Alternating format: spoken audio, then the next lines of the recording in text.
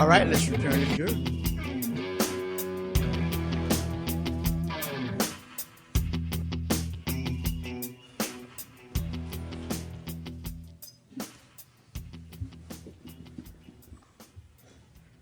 Okay, stay recognized for us of jury. Yes, sir.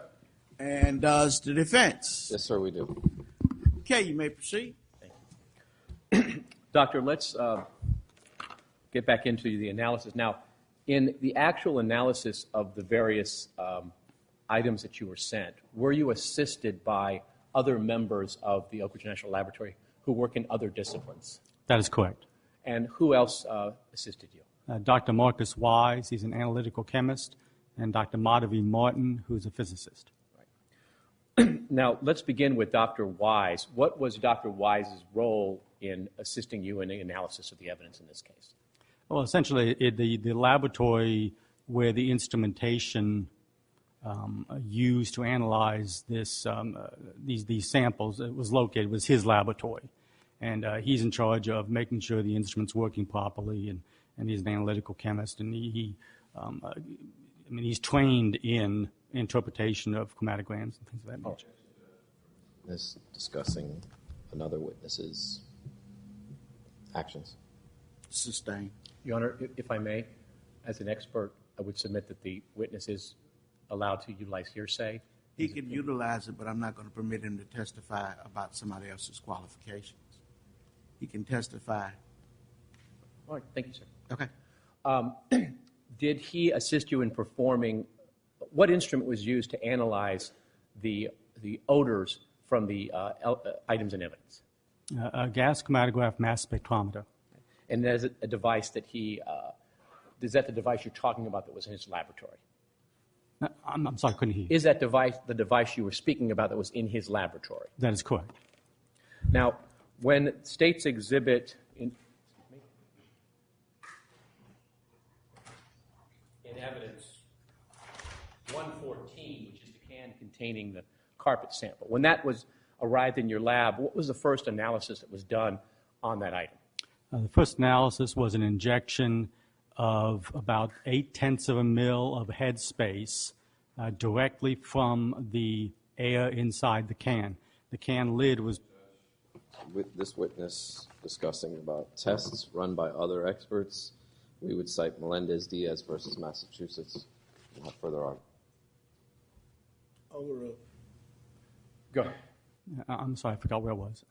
You were talking about how the initial test was done. The can lid was just cracked. A syringe was inserted inside that little crack, and 0.8 of a mil was removed with the syringe, and that was then injected into the gas chromatograph, GCMS. That's the acronym for gas chromatograph. And who did that? Dr. Wise. And in that particular initial stage, was any cryotrapping or concentration used in that initial step? No. And did he share with you the results of that initial evaluation of the air sample? Yes, we looked at the chromatogram. Melendez-Diaz versus Massachusetts. Could we have a cite, Your Honor, on the case? The counsel is going to rely on it. Is that the case you cited the last time? Yes. Give you the cite in a minute.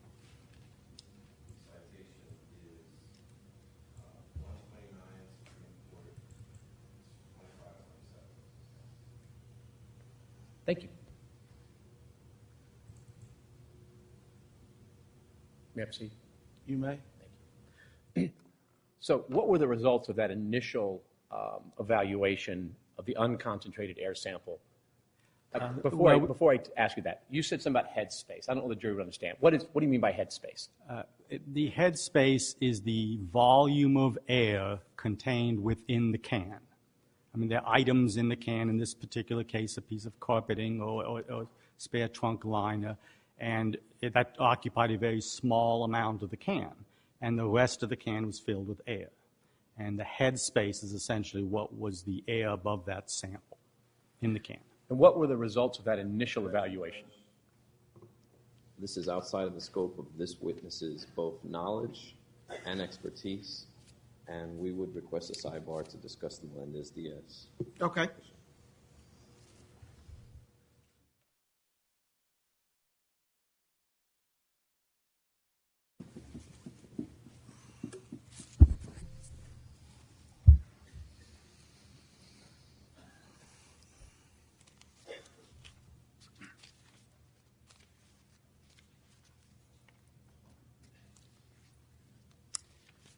Okay, you may continue. Dr. Voss, did you? The previous testimony of this witness relating to the areas discussed at sidebar. No. Dr. Voss, did you go over the chromatogram of the initial evaluation of the state secret? We were talking about the can. With Dr. Wise, yes. With Dr. Weiss, okay. Did those reflect the presence of any chemical compounds? Yes. What chemical compounds did that initial evaluation show? Well, it showed one particularly large peak and a large number of very, very small peaks. Okay. What was the large peak? The large peak was identified as chloroform. Chloroform. Is chloroform a substance that you have? Did you mean to stop for a minute, Judge? No. Oh, I'm sorry. Yeah. Okay. Is chloroform a compound that you have had dealings with in your research on anaerobic decomposition? Yes, chloroform is a decompositional event product that we've identified in human decomposition. So, having done that, what was the next step that you recommended or that you performed? Okay, the reason we progressed is because the chloroform was shockingly high, unusually high. As to this witness's testifying outside of his area of expertise. Overall? Okay. Because of that and the fact we saw a variety of very small peaks that were just if you have very, very small peaks, that they can be difficult to identify. So the next step we decided to do was to try and concentrate the air sample to try and get a better representation of what may be coming off that the evidence. And where did you decide to use the same technique you had used in your other studies, the cryotrapping? Yes. And were you present for the next round of testing? Yes. So you were with Dr. Weiss in the room as it was being done? Yes. You mean during the analysis? Yes. Yes. Okay. So tell us how that analysis went. Well, the way we did that is we actually removed the piece of carpet from the metal can. We did that because we weren't sure whether or not the air in the can was representative of what was... Melendez-Diaz violation. Overruled. Go ahead. I forgot what I was saying. Okay, we removed the carpet from the metal can because we weren't sure whether or not the air in the can represented what was coming off the carpet. So we took the carpet sample out of the metal can and placed it in a plastic bag called a Tedlar bag. That Tedlar bag is a polyvinyl fluoride type of plastic.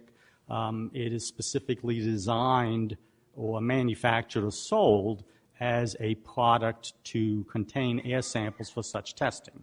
So we took that carpet sample and placed it inside the bag and incubated it for 2 days at 35 Celsius, essentially body temperature. Let me stop you for just 1 second, ask a couple of questions. Is the Tedlar bag used because it is non-reactive? In other words, that it won't change the air sample composition. Is that why you use the Tedlar bag? That is correct. Okay. What is the purpose of incubating the carpet sample, as you said you did? Well, one, because the carpet sample came from the trunk of a car in Florida. I mean, I don't live in Florida, we live in Tennessee, but I imagine in the summertime it's quite warm. And so we anticipated that the trunk temperature would be quite warm. We didn't know exactly what it was. We estimated it being in the high 90s, close to 100. Plus the fact that as you incubate this under temperature, it speeds up the evolution of these compounds or the volatility of these compounds. So we selected 2 days at 35 Celsius as essentially our procedure for doing this type of analysis. Was your purpose to actually get the substance in the carpet to be released into the air?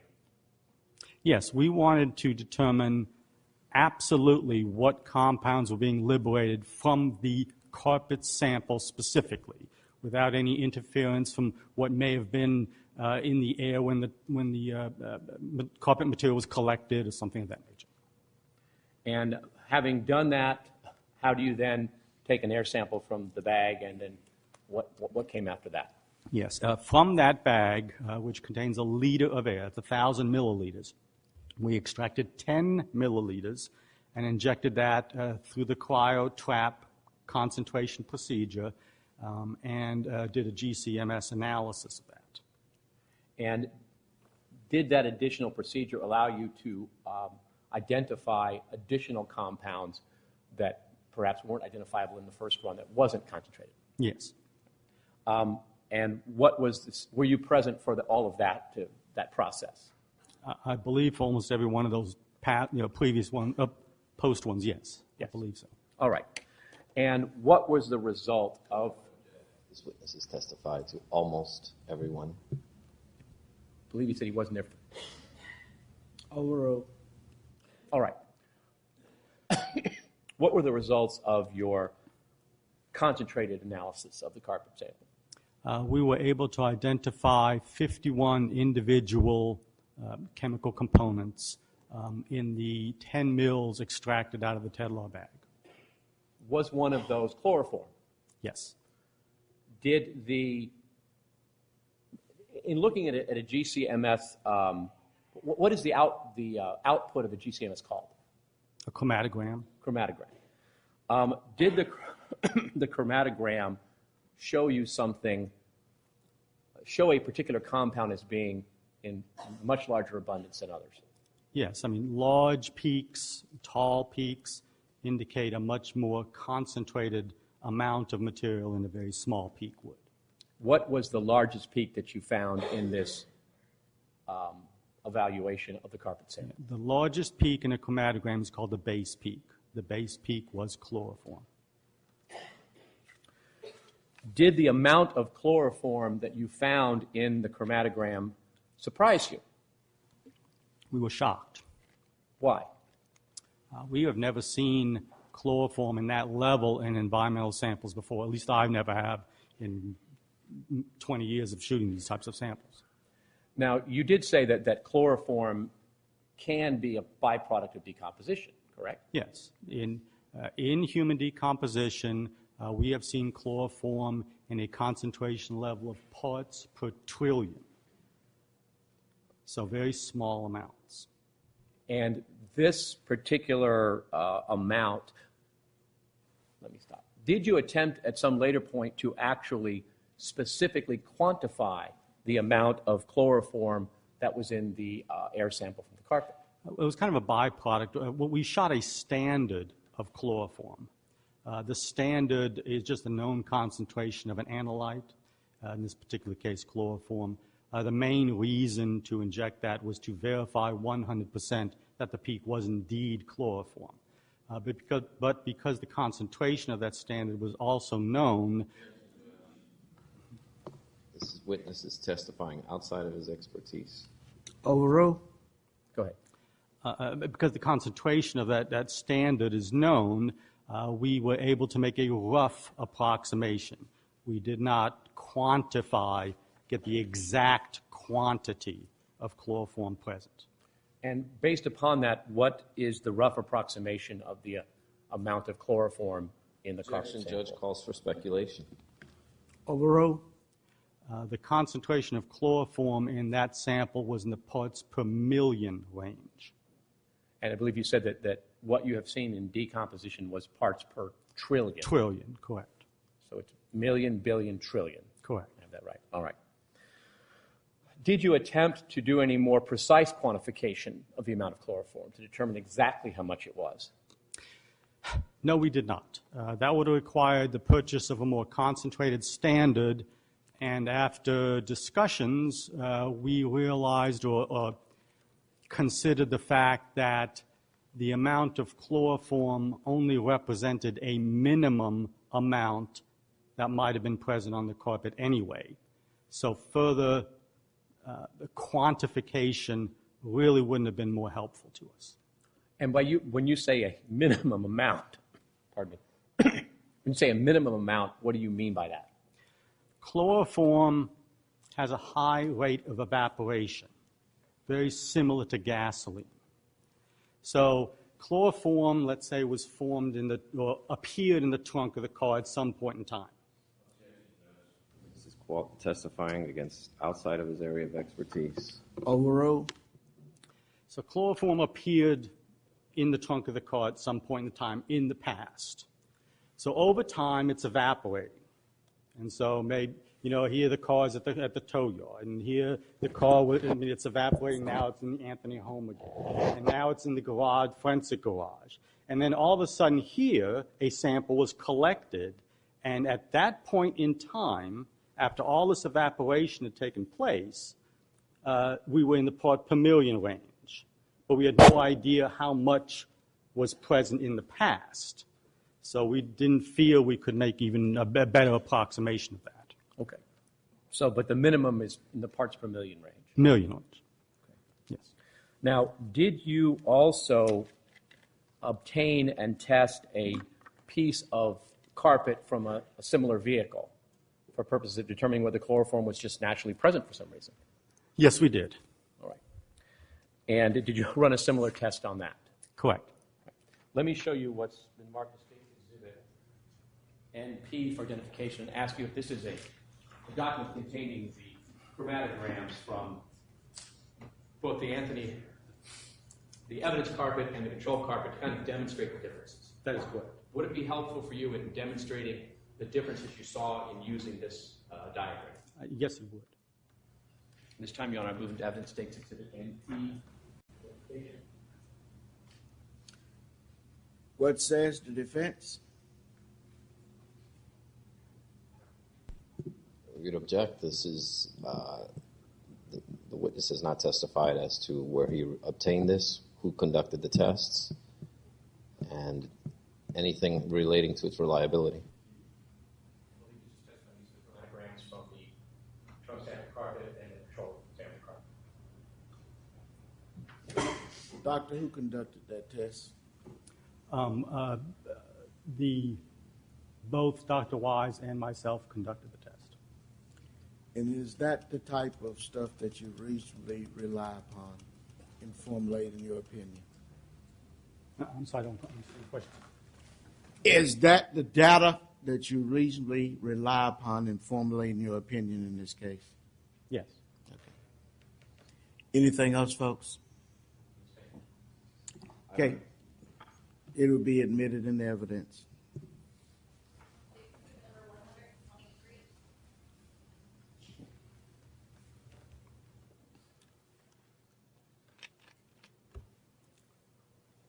Published to the jury? You may. Over objections by the defense. All right, Doctor, and if we could, Mr. Perez, focus in on the top graph first, and we'll let the doctor discuss that one and see how this works. Okay. Now, what we're looking at here, is this the chromatogram that is the actual output of the GCMS? That is correct. Now, can you, and again, I believe if you just want, you can touch the screen and make a little circle if you want. Show us which one of these peaks represents the chloroform. I don't know if it's going to work, but this peak here, oops, how do I fix that? That's all right. It's tricky. The base peak, the tallest peak at roughly 16 minutes. That's okay. We got it. Yeah. You can stop. Sorry. And now there are some numbers off to the left. Yes. That say abundance. What do those numbers represent? Those are rough approximations of how much material is present. Okay. The actual numbers are, what is the top number there? The top number appears to be 1.6 times 10 to the 7th, so it'd be 16 million in terms of what we consider a rough estimation of how tall that peak is. 16 million counts of whatever. Counts of whatever, yeah. Of whatever it is. Okay. So that peak is appears to be somewhere above the 16 million-ish range. Correct. Okay. Now, and this is the sample from the carpet from the vehicle involved in this case. That is correct. Now, does this also show the other peaks that we'll talk about later that are significant in your determination? Well, there are a number of peaks that, without going back and being able to identify, but this region here, that represents a variety of compounds associated with gasoline.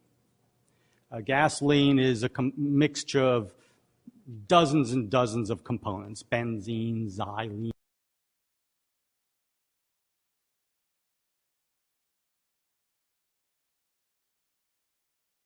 toluenes, pentanes, all these different compounds make up gasoline. And in a chromatogram like this, each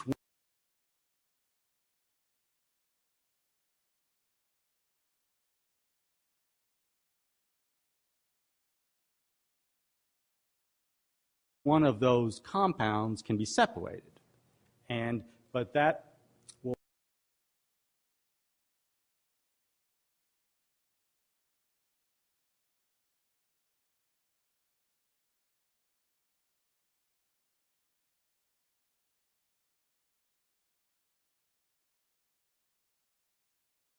that area or region represents the compounds associated with gasoline. Now, are there some overlapping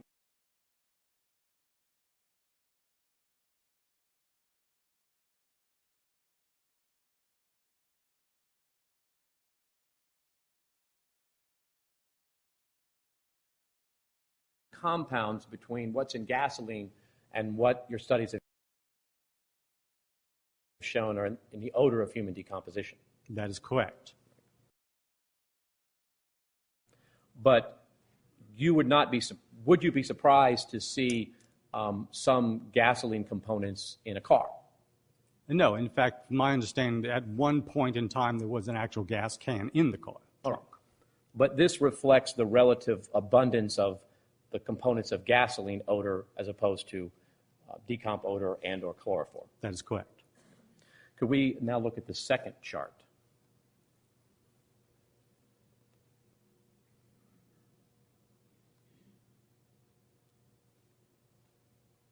Now,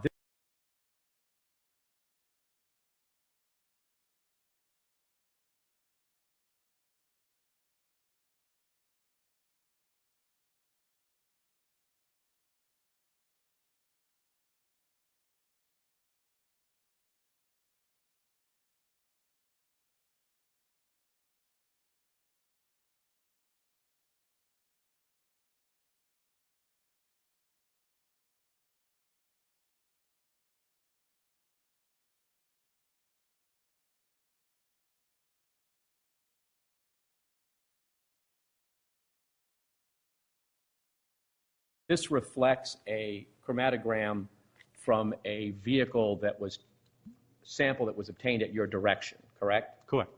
And where did you direct the person to get a sample from? This was from a junkyard in Knoxville, Tennessee. Okay. And did you instruct the individual to find a car of a similar make, year, model, et cetera? That's correct. All right. Now, this chromatogram, does it also show a peak for chloroform? It does. Could you just, let me hold on. Let me clear the screen. I got a lot of blue little things all over mine. I got rid of them. You can start over. Show us the chloroform peak on this chromatogram. Okay. Again, the retention time, that is when chloroform comes off the instrument. It always comes off at a specific time. That's still called the retention time. And that's 16 minutes, so that would be, whoops. Can I waste that and start over? I'm not good at this. Hold on. Okay, try again. No. You know what? Why don't you let me do it for you? Thank Maybe you. I can. Hold on. I don't have it needs a pencil. This one, right? Yeah, actually, right there. Okay. where the pen is now. Okay, that's fine. If you can get rid of it, you can actually see it now. Okay, well, let's clear it so we can. There we go. All right, that's fine. Now, in this chromatogram also shows the presence of chloroform in this control carpet, an uninvolved piece of carpet. Correct? That is, well, the carpet was from two different vehicles. So we put the carpet from two different vehicles, control samples from the junkyard in the Tadlaw bag, incubated for 2 days, 35 degrees Celsius, pulled out 10 mils, did the exact same procedure as we did with the carpet sample from the Florida vehicle. Just for comparison, what level of chloroform was found in the control carpet according to this chromatogram? Well, the chloroform is actually a percentage of that particular peak. But if you go over here and look at the scale, you can see that the peak height of that particular little lump at 16 is probably no more than 5,000 at the most in terms of height abundance. All right. And that is as compared to 16 million that we saw in the trunk. Right. Now, I do have to say that, if I may just elaborate just a Please moment, do. the peak height is just one thing you need to look at. Normally, when you quantitate something, you look at the area under the peak. It's not just the height, but the entire area under there. And, you know, we used computer software to obtain the area under that particular peak or chromatogram. For the Florida carpet sample, that ended up, the area under there, even though it was 16 million tall, the area was about almost 400 million. So it's like 384 something million. The area under this particular peak in the control sample from two different cars was 10,000. And now we do see chloroform in environmental samples, from soils, from vegetation, but it's typically Overruled. Go ahead. But that chloroform level that is represented by this control sample is very typical of what we see in environmental samples. You know, we're talking about very low amounts. We essentially call this trace. Trace means it's kind of at the detection limits of the instrument. And you can see a little hump, but it's not very big. That's what we consider trace. All right. Now, I think we've discussed that. We can unpublish that. Now, having completed the evaluation you've just discussed, did you have the carpet submitted to an additional kind of testing to determine whether the presence of inorganic compounds? That is correct. We use the technique called Libs, which is laser-induced breakdown spectroscopy. Now, both this Tadlaw bag experiment and the Libs analysis were intentionally done because they're both non-destructive techniques. You don't have to destroy the carpet in order to get these results. And we did that intentionally in case the defense or whoever wanted to verify these particular results. How does Libs work? Just give us a general Okay. idea of that. If I go into it, let me know. I'll slow down. Sure. Libs essentially uses The witness is not a physicist and is now testifying in the area of physics Overruled. on a test he did not do, Melendez-Diaz violation. Overruled. So just give us the general outline of how Libs works. Okay.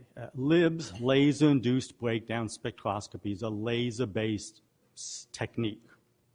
And essentially what happens is a laser beam, in this case it's a YAG laser. It stands for yttrium aluminum garnet. That's the crystal matrix. So it's a YAG laser. It creates green light, 532 nanometers. So that laser is sorry, I'm sorry. Slow down. I know. I Take your get time. excited when I know something. That's okay. Where was I? I'm sorry.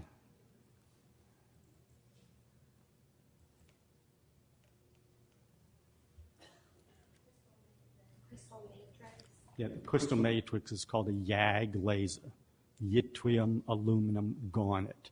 It's a crystal. I think you've gone into the more than we need to know zone. So let's just, I like to say the word YAG. So what does the laser actually do to a the substance being tested? the laser is directed onto the carpet. What happens, elements are composed of atoms. Atoms composed of, the nucleus of an atom is a proton and neutron surrounded by electrons.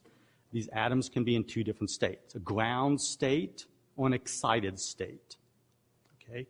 Though when the laser beam hits the sample, it creates an excited state. It sets up a plasma, a lot of heat is generated, so the electrons are excited into an excited state. When the laser is shut off, the electrons fall back down to a ground state, an unexcited state. Now, what's cool about that is that as the electrons fall back to the ground state, they emit the energy that they acquired from the laser. He's testifying outside of his area of expertise, did not conduct this exam. Overruled. Go ahead. Okay, I forget what it was, but as the laser is turned off, the electrons go from the excited state and fall back to the ground state. Yeah, I apologize. that's okay. Okay. The energy that's produced during excitation of the electrons has to go somewhere as it falls back to the ground state. That energy is released as a photon of light. That photon of light is picked up by a fiber optic and goes into a little spectrophotometer that can detect it. Now, what's interesting is that every element produces a characteristic light signature. So Libs can be used to identify the elements that are present in a particular sample. That's about as simple as I can make it. Sure. In this case, was that technique used on the carpet sample? That is correct. Were you present when that occurred? No, I was not. All right. Did you utilize the results of that evaluation in your eventual opinion and report? I did. Now, what is the significance of the results of the Libs examination of the carpet? As I believe I mentioned earlier, the human body is made up of both organic and inorganic components. As decomposition progresses, inorganics are liberated. We were looking specifically for elevated inorganic components consistent with a decompositional event. An example is calcium, sodium, potassium, things of that nature. So we were using the Libs to non-destructively examine that carpet to determine whether or not these elements were increased in that sample compared to the control sample. May I approach the witness, Your Honor? You may. Exhibit NQ. Recognize that as one of the graphs of the output of the Libs. That is correct.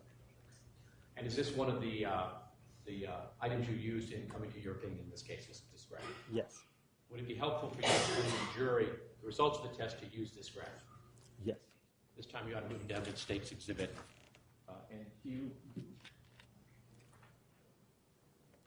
would object, Judge. This is outside of the witness's area of expertise. Also, I'd like to voir dire the witness as to his methodology as it pertains to this particular item of evidence. You may proceed. As to that particular item.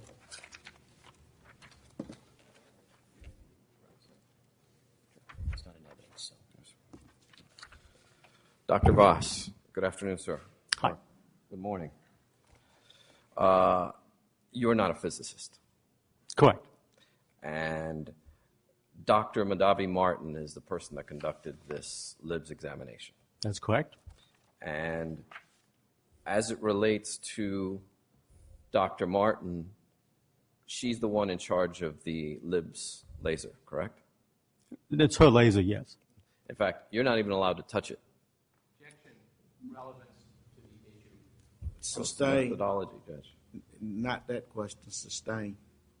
Have you ever utilized this instrument? Objection. Relevance to the issue of the methodology as counsel. Sustain. I have used lasers. I'm laser qualified. But you're not allowed to answer. You have no knowledge of how this test was conducted. Yes, I know the procedure. You were not present. No, but the procedure is well established. My question is, you were not present. Correct. I was not present. In fact, you were not present when she even collected the sample from your office. Objection. Were you? Relevance to the issue. Goes to the methodology, Judge. Sustain. Let's remove the jury.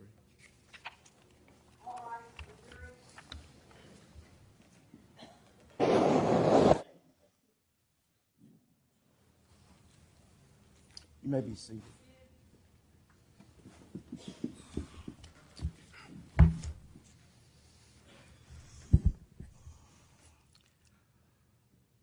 Chapter 9704 of the Florida Evidence Code provides the following. The facts of the data upon which an expert bases an opinion or inference may be those perceived by or made known to the expert at or before the trial. If the facts or data are of a type reasonably relied upon by an expert in the subject to support the opinion expressed, the facts and the data need not be admissible in evidence.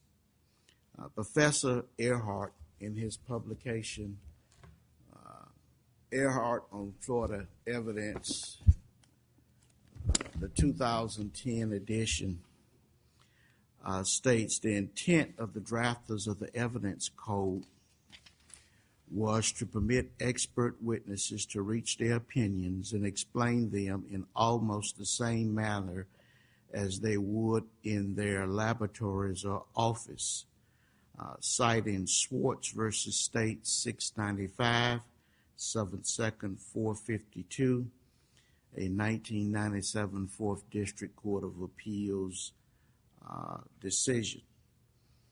They quote a portion of Swartz, which says, the purpose behind the adoption of this statute as a part of our evidence code was allow experts to use information when rendering opinions in court, just as they would rely on their opinions for examples, nurses, technicians, other physicians, and hospital records when they are rendering opinions out of court.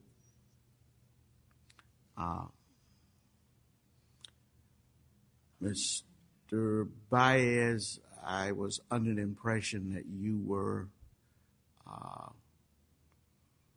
wanting to attack some methodology. That wasn't exactly where you were going with your questions. So to be abundantly clear, expert witnesses are able to rely on reports of others in formulating their opinions.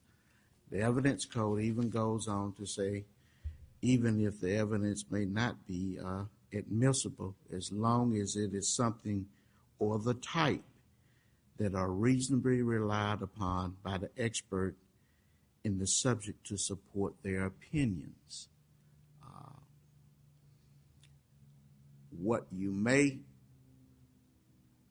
go into are things that you were going into a proper subject for cross-examination, but not necessarily dealing with what you indicated that you wanted to do. So we have an idea where you're going. You may continue your proffer so we can see the point that you were trying to make. So you may proceed.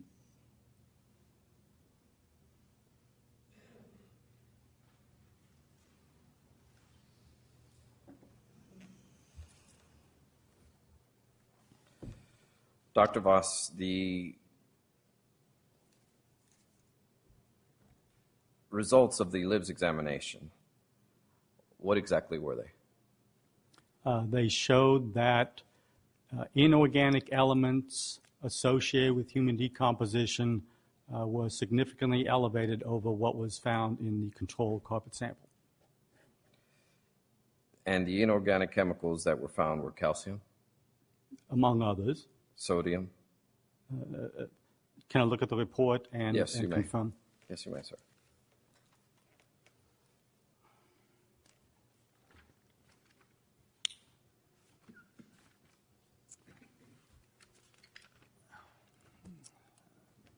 Yes, we looked at calcium, magnesium, sodium, carbon, iron, and that was the extent of the ability of that Libs instrument. Now, you do not regularly conduct Libs examinations, do you, sir? Personally, no. And these items that you have identified are commonly found in numerous other items in the environment. Elements are found in everything known to man, yes. And because this is somewhat out of your expertise, you're not a physicist, right? Correct, I'm not a physicist. You can't assign a certain amount of weight as to the importance of these chemical compounds, can you, sir? I don't know if that's true. I mean, I know which inorganic elements are liberated and are elevated during decompositional events, so I think I can make a logical, not logical, but I can make a conclusion that since all these elements, inorganic elements are elevated, that should be elevated, you know, it's just another corroboration of what my nose tells me is correct. And these are your opinions that would only apply to the variables of which you have studied, correct? I'm sorry, I'm sure I don't understand that question. You're testifying that you would be able to gain some knowledge from these chemicals as they relate to the studies that you've conducted, correct? Yes, so that the inorganic studies showing which inorganic elements were elevated during human decomposition. That's correct. And those, however, that comparison or that comparative analysis could only be done upon the types of studies that you've conducted. What do you mean by types of studies? You mean the Libs studies? The conditions, the variable conditions of which you have studied. Buried bodies in a body bags, examples like that. Well, the inorganic work was done on surface decomp. And my question to you, sir, is that the comparative analysis can only be done of which compared to something you have actually studied. That's not true. You can compare anything you want. I mean, even if you're just simply seeing what's in one material compared to another material. So you can compare any type of, you can compare the chemical output of a Libs to a buried body or a surface body, and it makes no difference. I don't think you quite understand what's happening here. In this particular test, we were looking at what inorganic elements were present in the spare tire cover carpet material. We compared what was found in the trunk of the car to what was compared in our control samples from the junkyard. That is the comparative analysis we were looking at. You cannot compare a soil sample to a piece of paint chip on a wall. That would not be a fair comparison. But and that is the only comparison that you can make. The controlled sample from a junkyard in Tennessee to the control sample of this car in this case. Well, that is the one we did. That's my question to you, sir, is that is the only comparison you can make, and that's the only opinion you can give. Objection, compound question. Overrule at this time. He's proffering. This is my final question, Judge. Can you answer the question, sir? I'm sorry, can you repeat the question, please? The only comparison that you did was the comparative analysis between the junkyard sample and the car in this case. Using Libs, that's correct. And that's the only type of testimony that you can give on this matter. In terms of libs, that's correct. I have no further questions, Judge.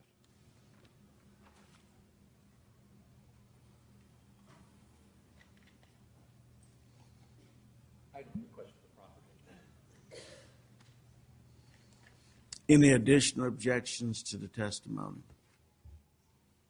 We would just object to this witness testifying, A, outside the scope of his area of expertise, and B, outside of the scope of the comparative analysis which the witness claims to have conducted. Okay. Objection will be overruled.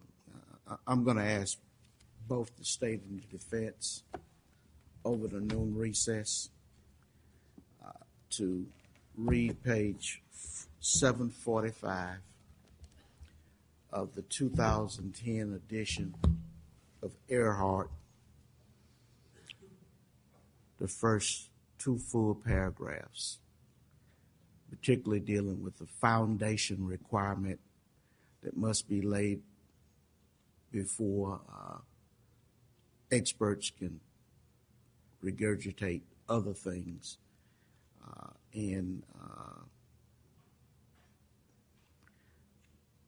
So we can move a little bit more expeditiously through this matter.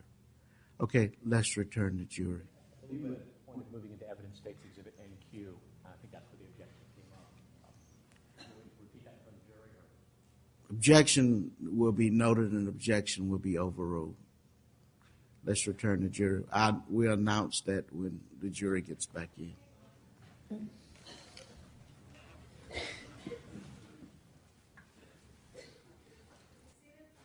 You may be seated. Okay, Mr. Ashton, you may continue.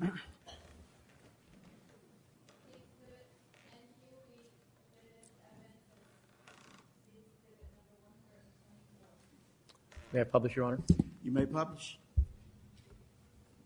Hey, Doctor, do you have the chart on your screen there? Yes. Okay. If you could just explain to the jury what this chart shows.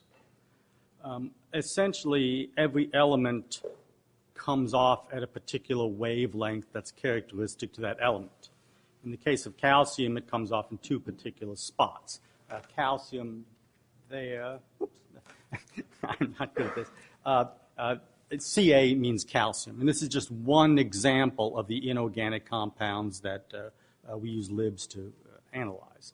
The control sample here points to the level of calcium seen in the junkyard carpet sample. And you can see that the bottom line there indicates the level of calcium. It's essentially not even present. These samples here and here indicate the amount of calcium present in the Florida trunk car. Now, calcium is one of the key inorganics we use in decompositional event determinations and postmortem interval determinations. And similarly, the other inorganics are in relatively similar elevated levels compared to the controls. So we didn't include the charts of all the other elements, but you said they're similar in terms of the... They're essentially always higher than what the control was in every case. The y-axis, this here, just indicates intensity of the response. Thank you. You can take that down. All right. So we've talked about the GCMS of the odor, the gas. We've talked about the Libs. Did you also perform any kind of analysis, additional analysis of the carpet itself for other compounds? Yes, we ended up eventually doing some very minor chemical extractions. And how does that? Did you do that, or was it done in your presence? I did that. You did it. What did you do? Essentially, what we did is, of the carpet, what we did is we cut off a few of the fibers and placed it in a solvent. That solvent happened to be methanol. We let it sit overnight in the methanol. The solvent will dissolve things out of the carpet fibers.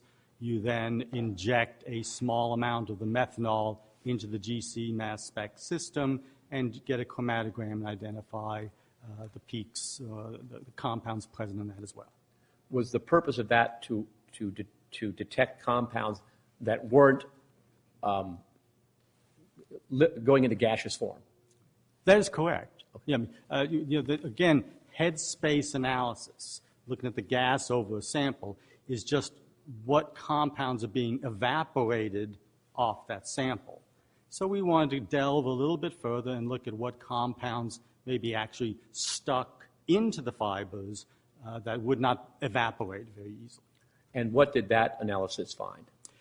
Essentially, about the only peak, I mean, there were a number of interesting peaks, and I'll have to look through the report to find out. Slow down a little bit, because I can see the court reporter trying to keep up. So Okay. Go ahead. Basically, what we saw was the presence of butyric acid. What is butyric acid? Butyric acid is one of the volatile fatty acids that we use for postmortem interval determination. I mentioned earlier it's butyric and valeric and propionic. What's interesting about butyric acid is that is the first compound that's liberated during human decomposition of the fatty acid sequence, or the volatile fatty acid sequence. And that was actually in the carpet itself. That is correct. All right. Did you do any other instrumental examinations of the carpet piece? Significant ones? I don't think I would call any. Okay, I we think did we've other covered it. tests, but not of the carpet. Now, I want to go back for a moment and get away from science and get to something more basic. When you first obtained the can that we've talked about with the carpet sample in it, you said it was sealed, correct? Yes. When you first opened it, what was your reaction? I essentially jumped back a foot or two. The odor was extremely overwhelmingly strong. And I was shocked that that little bitty can could have that much odor associated with it. And did you immediately recognize the odor that was emanating from the piece of carpet in the can? Yes. And what did you recognize that odor to be? It was, I would recognize it as human decomposition odor. That you've smelled many, many times before you've talked 20 about. years worth. 20 years. Now, were you also given another item of scrapings from the wheel well in the car? Yes. Okay.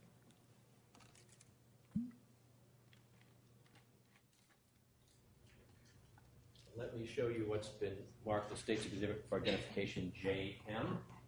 And do you recognize the outside of it? Yes, because my initials are it. Yes. So your initials are on it. Okay, very good.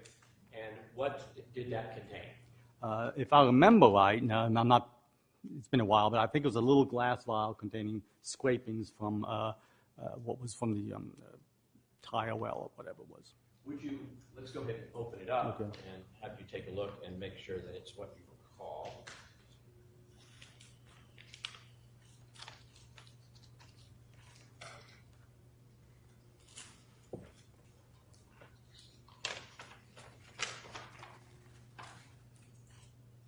Is that what you recall? Yeah, it ended up being plastic, not glass, but yeah, that's, I do remember now that I see it, yes. Okay. This time you ought to move to evidence State's Exhibit JM for identification. What says the defense? We would just renew all previous motions and objections. In addition, chain of custody. Noting previous objections, it would be admitted in evidence as states numbered 125. Now, did you perform any type of examination on this item? Yes, we also did a chemical extract of that material. And what did that reveal? Again, a variety of kind of ubiquitous compounds, but one of particular interest was acetic acid. Why is acetic acid of particular interest? Well, initially because acetic acid is a byproduct of human decomposition, for one, but also it's a byproduct of manufacturing chloroform. Now, were you also submitted some paper towels or napkins of some sort for your evaluation? Correct. I obtained those from Dr. Neil Haskell.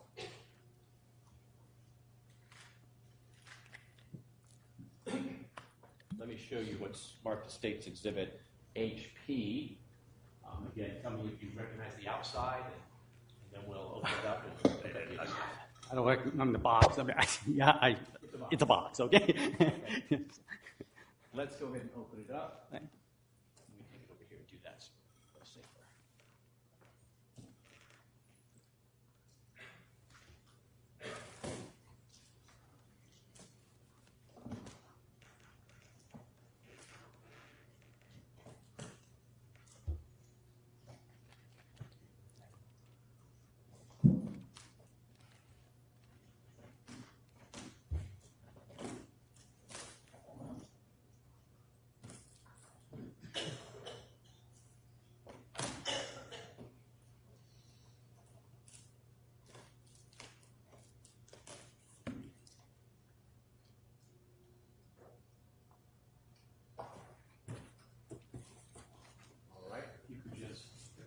Take a look at the items without pulling them out for the jury. Evidence.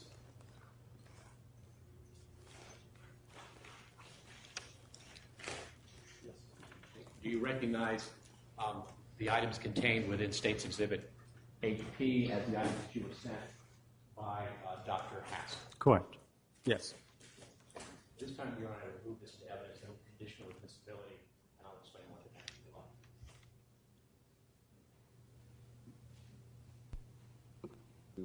Our previous motions and objections, and also chain of custody. Approach, Madam Court Reporter.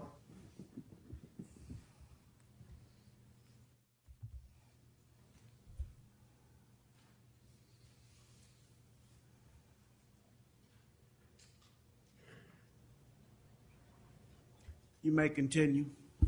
Doctor, when you received the items we were referring to in State's Exhibit HP, in what condition did you get them? Were they in a bag, box? I remember there being a white bag, a trash bag associated with it, but in terms of the box, I don't recall. Was it sealed in whatever it was sent to you? Oh, absolutely. With tape similar to what we have here? Yes, I don't remember if it was exactly that, but it was in a box. But it was fully sealed. Yes, absolutely. This time, Your Honor, my request. Inspect the box for a moment before. Pardon? May I inspect the box? I may have an additional point to make. Go ahead.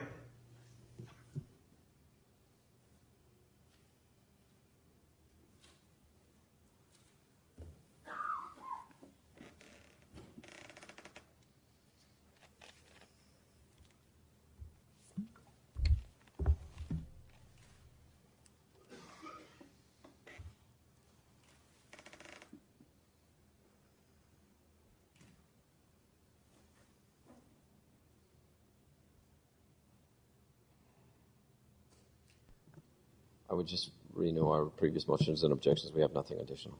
Okay. It will be conditionally received into evidence at this time.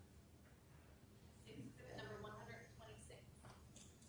This might be a good time for our noon recess. Okay.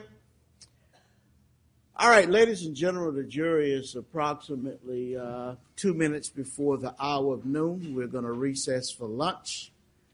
I'm going to ask you not to discuss this case among yourselves nor with anyone else, along with all of my other previous admonitions. Any additional instructions from the state or the defense?